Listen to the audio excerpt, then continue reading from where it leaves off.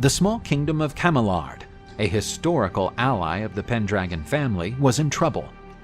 King Leodegrance had no male heir. Thus, whoever married his daughter Guinevere would be heir to the title of Camillard. Welsh nobles and the Duke of Northumbria had an interest in a union between Lady Guinevere and the Duke to consolidate the power of this coalition in the region. With the support of King Grantz, the Duke of Northumbria gave the king an ultimatum. Either he delivered his daughter, or the fortress would be reduced to dust, and his subjects would be sold into slavery. Leodegrance prayed to the heavens, for his few soldiers could hardly contain an assault on the fortress.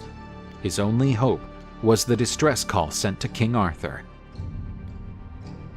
The King of the Britons and his men marched quickly to Camillard, for Arthur would never deny helping an ally in a time of need.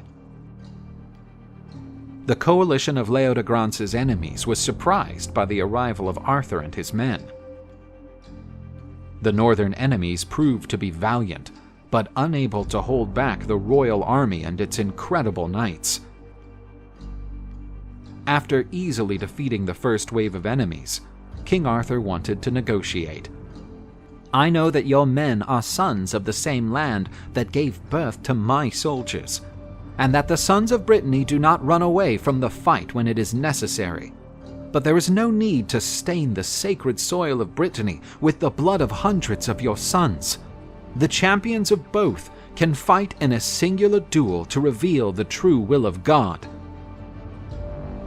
The Duke was pleased with that proposal, for he was an experienced warrior and the northern champion in jousting, and he accepted the duel readily.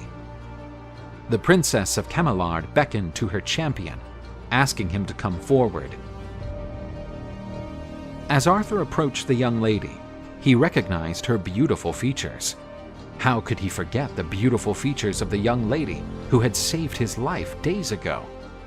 Guinevere tied her handkerchief to the tip of Arthur's spear and wished him good luck for the clash. The two knights took up their positions and spurred their horses toward each other. A great bang was heard as the two spears collided. Due to the heavy impact, the Duke fell from his saddle and crashed terribly against the ground. Arthur got down from his horse and knelt beside the Duke, who was giving his last breaths while choking on his own blood in his throat. The king raised Guinevere's handkerchief, announcing his victory against the enemy, and the invading armies turned around and returned home. Arthur apologized for returning the princess her handkerchief in a sorry state, but thanked her for the good fortune of her talisman. King Leodegrance did not hold back and gave his savior a strong hug, and promised to give him any reward he wished.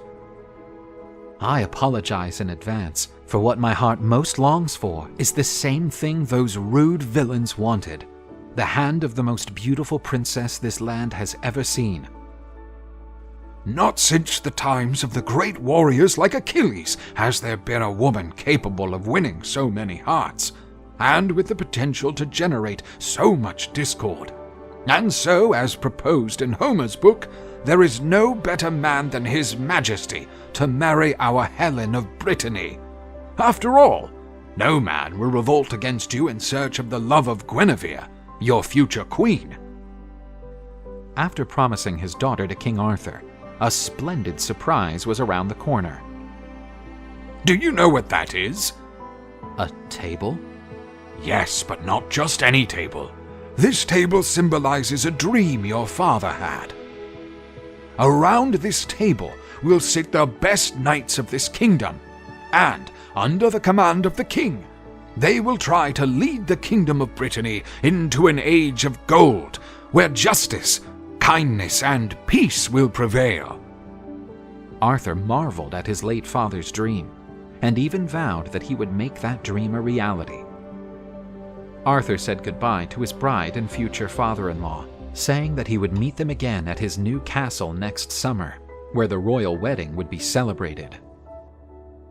Summer had finally arrived, after decades of hard work. the citadel of Camillard was finally built. The splendor of that city was like a beacon for all Brittany, a symbol of honor, justice, and compassion. The men of Brittany would achieve unimaginable things. That was undoubtedly a rare jewel in a world covered by darkness and corruption. The city was crowded, for that day the long-awaited marriage between King Arthur and Princess Guinevere of Camillard would be celebrated. Seeing his future queen enter the church, Arthur had no doubt that he had married the most beautiful woman in the world. All the guests were delighted to see the bride in the bridal pageant. Except Merlin, who sensed that such a beautiful bride could ruin the kingdom. The couple made their vows in front of the Archbishop of Canterbury, and the kingdom of Brittany was left with a new queen. Arthur's subjects thrilled at their beautiful new queen, and they pronounced good wishes to the royal couple, wishing them health and that an heir to the throne of Brittany. It was a weekend full of celebrations, with parties in the streets, palace banquets, and tournaments. That same weekend, Arthur appointed the knights who would sit on the round table. Among them were his father-in-law, Leo de Grantz, his marshal, Sir Ulfius, his brood brother, Sir Kay, his nephew and bridal tournament champion, Sir Gawain, and many other distinguished knights. At this headless table, they would sit as equals and swear to be right in their actions, just and brave in times of war or peace. They were to be an example to other knights and to common men. These men would ride all over the island of Brittany, taking on evildoers, protecting the defenseless, and bringing justice to those lands.